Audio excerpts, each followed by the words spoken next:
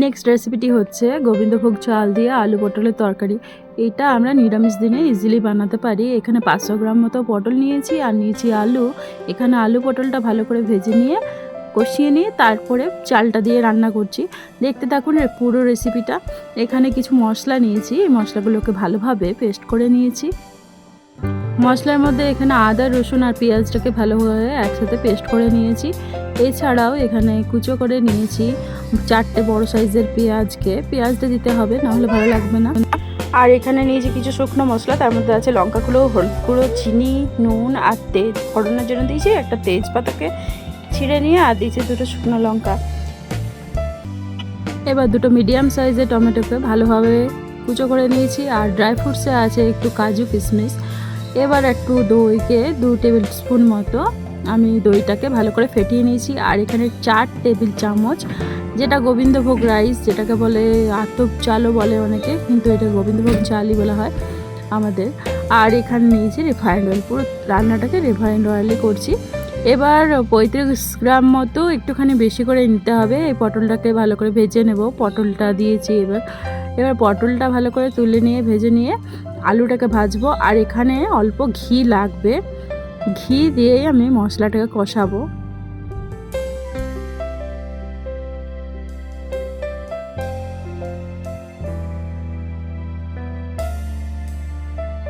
যেহেতু প্রথমে তেলে আমি চেয়েছিলাম আলুটাকে ভেজে নেবো, বাট তেলটা তখন অতটা দিতে পারিনি, অতটা দেওয়া হয়নি, তাই জন্য পটলটা ভেজে নিয়ে তুলে নিয়েছি। এখানে মশলাটা কষানোর আগে আমি আলুটাকে ঘিয়ে ভেজে নেব। তারপরে যেটুকু মশলা তেল পড়ে থাকবে বা ঘি পড়ে থাকবে সেটুকুতে আমি মশলাটা কষাবো। তো আলুগুলো লাল করে ভেজে নিতে হবে।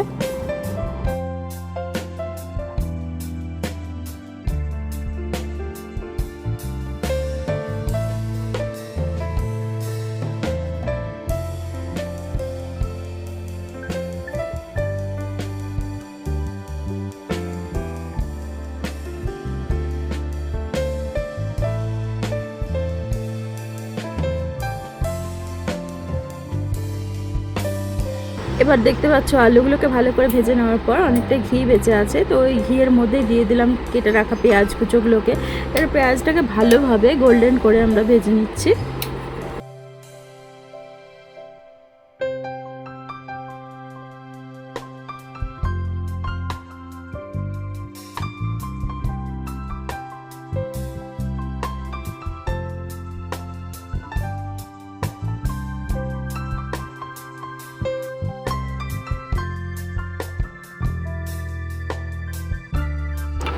বাস তেল থেকে সমস্ত পেঁয়াজ ছেঁকে নিয়ে ওই তেলের মধ্যেই আমি সমস্ত মশলা দিয়ে কষিয়ে নিয়েছি। তারপর টমেটো দিয়ে দিচ্ছি। এখানে ভিডিওটা স্কিপ হয়ে গেছে একটুখানি, যাই হোক মশলাটা কষিয়ে নিয়ে টমেটোটা দিয়ে পরে একটুখানি কষিয়ে নিতে হবে। তারপর গুঁড়ো মশলাগুলো আমি দিয়ে দেবো। এবারে আমি একে একে সমস্ত মশলাগুলো দিয়ে দিচ্ছি একসাথে। পেটে রাখা মশলাটা ফার্স্টে দিলাম। এবারে লো আছে আমরা মশলাটাকে কষাবো, কারণ কি যদি ফ্লেমটা বেশি করে ফেলি তাহলে মশলাটা পুড়ে যাবে, তো পুরো খাবারের ফ্লেভারটাই নষ্ট হয়ে যাবে। সেই জন্য কম আছে আগে সমস্ত মশলাকে একে একে আমরা কষিয়ে নিচ্ছি। কাটা বাটা সমস্ত মশলা কষানো হয়ে যাওয়ার পর গুঁড়ো মশলাগুলোকে দিয়ে দিচ্ছি। এখানে দিলাম হলুদ, তারপরে দেবো নুন, হলুদ, লঙ্কা গুঁড়ো সমস্ত দিয়ে দেবো। তারপরে আবারও মশলাটাকে ভালো করে কষিয়ে নিতে হবে।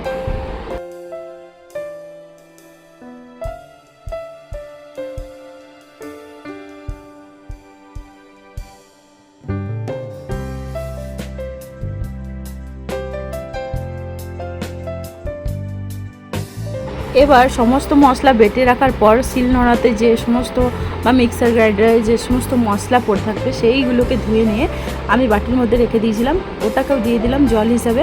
তাতে তোমাদের সেটা যদি না থাকে তোমরা জলও ইউজ করতে পারো। বেটে রাখা মশলার এক্সট্রা জলটা দিয়ে দিয়ে আবার মশলাটাকে ভালোভাবে কষিয়ে নিতে হবে যতক্ষণ না পর্যন্ত এটা তেল ভেসে আসছে। ততক্ষণ মশলাটা হালকা আঁচে আমরা ভালোভাবে কষাতে থাকবো। মশলা যত কষানো হবে খাবারের টেস্ট ততটাই এনহ্যান্স হবে, ততটাই টেস্টফুল হবে, এবং দেখতেও তেলটাও ভালোভাবে ভেসে আসবে, দেখতেও সুন্দর হবে। এবারে সব শেষে আমি ড্রাই ফ্রুটসটা দিয়ে দিচ্ছি, কাজু কিশমিশ।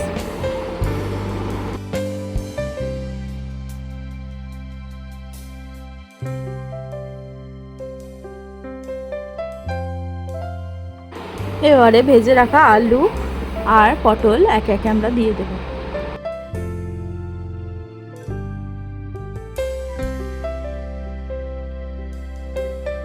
আলুটা দেওয়ার পরে একটু নেড়ে চেড়ে আবার আমি ভেজে রাখা পেঁয়াজটা, যেটা আলাদা করে রাখা ছিল, সেই পেঁয়াজটা আমি দিয়ে আবারও মশলাটা আরেকবার নাড়িয়ে নেব।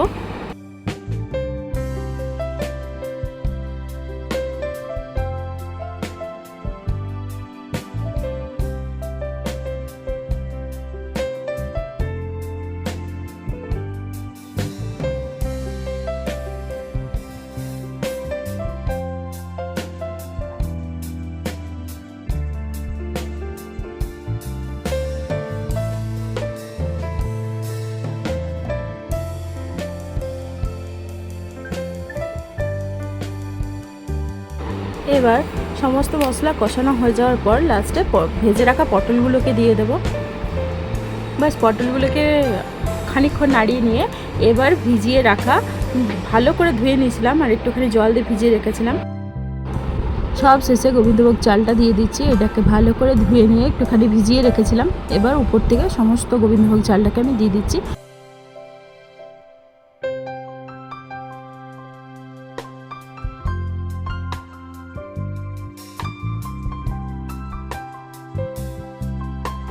চালটাকে দেওয়ার পর ভালো করে মিশিয়ে নিতে হবে। এবার 2 টেবিল স্পুন আমি এখান থেকে ফেটিয়ে রাখা দইটা দিয়ে দিচ্ছি।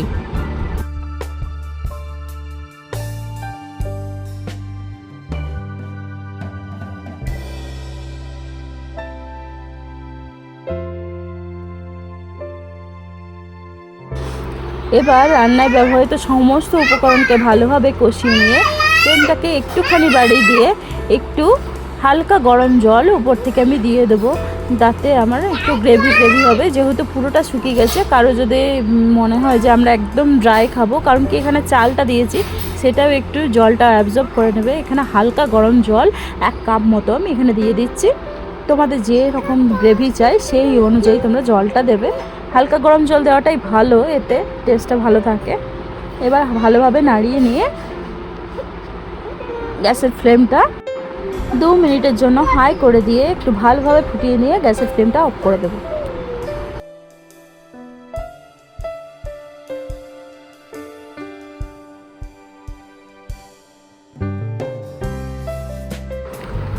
তো বাস 2 মিনিট হয়ে গেলে ঢাকা খুললেই আমাদের রেডি হয়ে যাবে গোবিন্দভোগ চাল দিয়ে আলু পটলের তরকারি।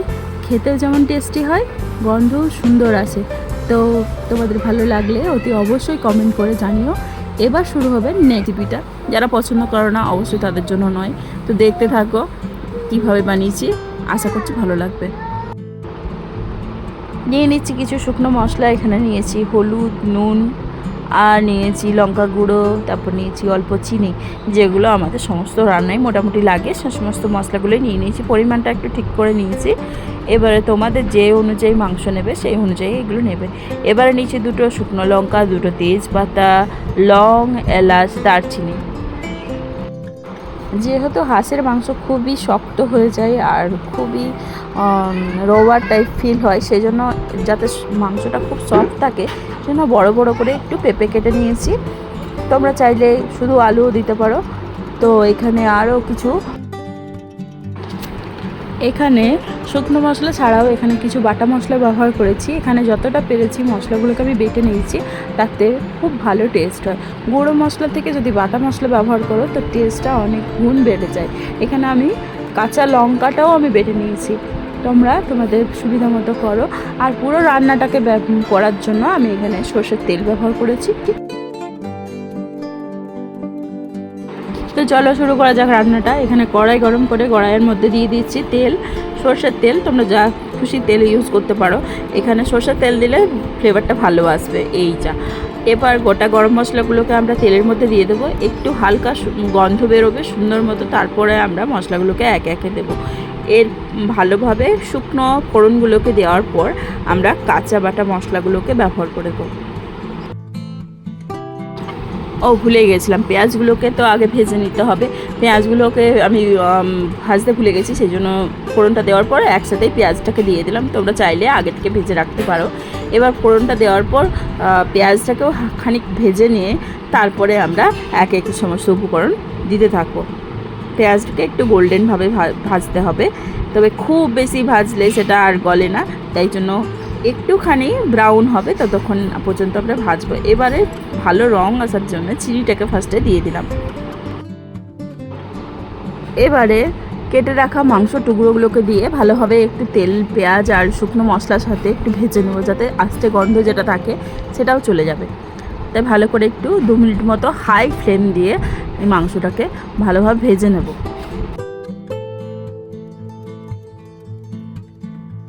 এবার নুন, হলুদ গুঁড়ো, লঙ্কা গুঁড়ো সমস্ত কিছুকে একে একে দিয়ে দিচ্ছি।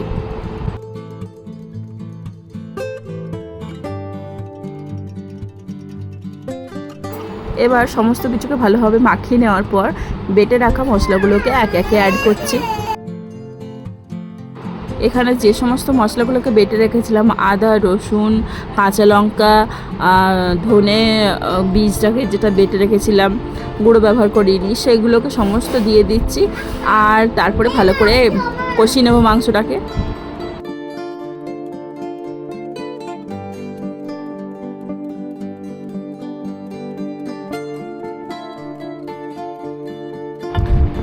আজকে যেদিন রেসিপিটা বানাচ্ছি সেদিনও বৃষ্টি পড়ছে, আর বৃষ্টির মধ্যে এইরকম একটা মাংস যদি আমরা পাই তো আর কিছু গরম গরম ভাতের সাথে এরকম একটা মাংসর ঝোল আর কিছু মানে মুখে কথা আসবে না, শুধু খেতেই মন যাবে। যাই হোক, দেখতে থাকো। তারপর মশলাটা ভালোভাবে কষিয়ে নিলে একটুখানি তেল ভেসে আসার পর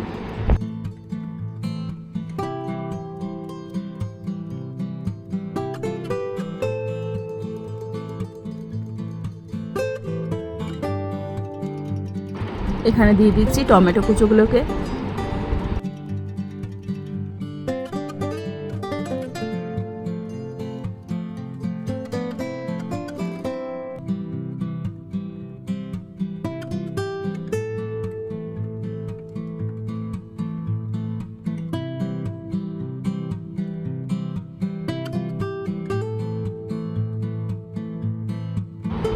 খানিকক্ষণ টমেটো দেওয়ার পর একটুখানি ঢাকা দিয়ে দিচ্ছি যাতে টমেটোটা ভালো করে গলে যায়। আর রান্নাটাতে আমি গরম জলই ব্যবহার করছি যাতে মাংসটা আরও বেশি নাচিমোড় হয়।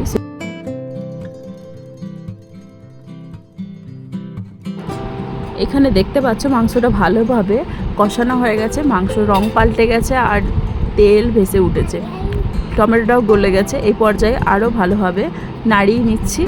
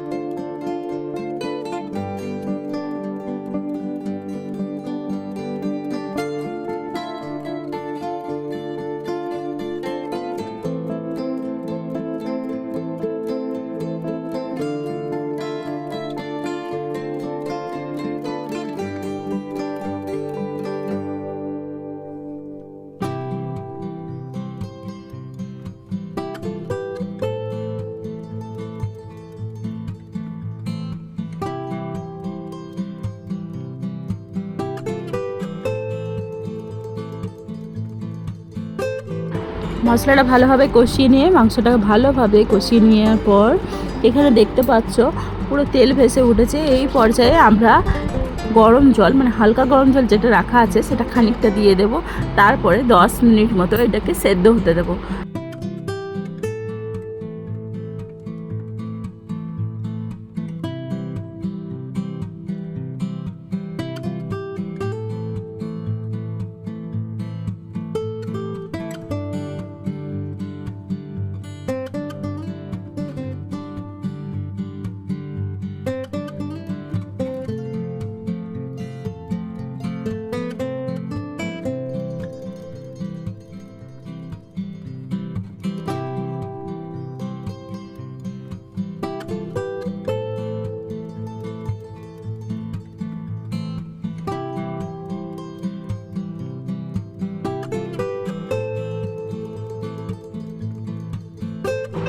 ঢাকাটা খুলে নিচ্ছি, 10 মিনিট হয়ে গেছে।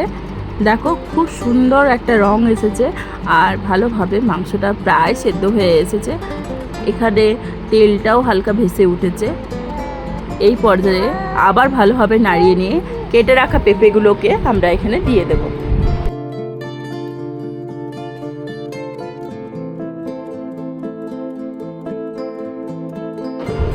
বাস কিছুক্ষণ নাড়িয়ে চাড়িয়ে নিয়ে বড় বড় করে কেটে রাখা পেঁপেগুলোকে দিয়ে দেবো আর দেবো কিছুটা হালকা গরম জল।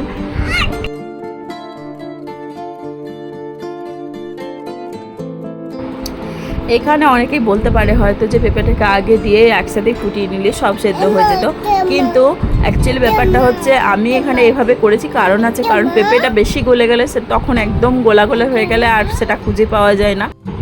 আর এই মাংসর ঝোলে পেঁপেটাকে খুব ভালো লাগে খেতে, তাই পেঁপেটা যাতে খুঁজে পাওয়া যায়, মাংসের মধ্যে অস্তিত্ব থাকে, যে মাংসটা গলে গেলে মাংসটা সেদ্ধ হয়ে গেলে পেঁপেটাও যাতে গলে গিয়ে হারিয়ে যায়, সেটা যাতে না হয় সেই জন্য পেঁপেটাকে আমি পরে দিচ্ছি। আবারও 10 মিনিট মতো আমি এটাকে সেদ্ধ হতে দেবো, যাতে পেঁপে মাংস সমস্ত একসাথে সেদ্ধ হয়ে যায়। আর এখানে জলটা, যে জলটা আমরা হালকা গরম রেখেছিলাম সেই জলটাকেই দিয়ে দিচ্ছি।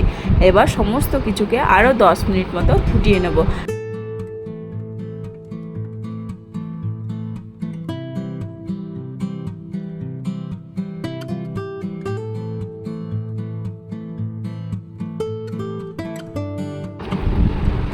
জলটা দেওয়ার পরেই দেখতে পাচ্ছ তোমরা কালারটা কি একটা অসাধারণ, একদম ভয়ঙ্কর সুন্দর একটা রং এসেছে। এরপর এটা যখন আরও 10 মিনিট ফোটানো হবে ঢাকা দিয়ে, তখন দেখতে আরও সুন্দর হবে। তাই লো ফ্লেমে আরও 10 মিনিট মতো এটাকে সেদ্ধ হতে দিয়েছি। এবার তোমরা দেখো জাস্ট কালারটা অপূর্ব, এটা দেখতেই এরকম ডেঞ্জারাস লাগছে, খেতে কত সুন্দর হবে। তো তোমাদের যদি ভালো লেগে থাকে তো চটপট বানিয়ে নাও আজকে। যারা খেতে ভালোবাসো তারা আরও বেশি প্রেমে পড়ে যাবে এই রান্নাটায়। তো ভালো লাগলে অতি অবশ্যই সাবস্ক্রাইব, লাইক, কমেন্ট করে দিও। টাটা, ফিরে আসছি এরকমই আরও রেসিপি নিয়ে।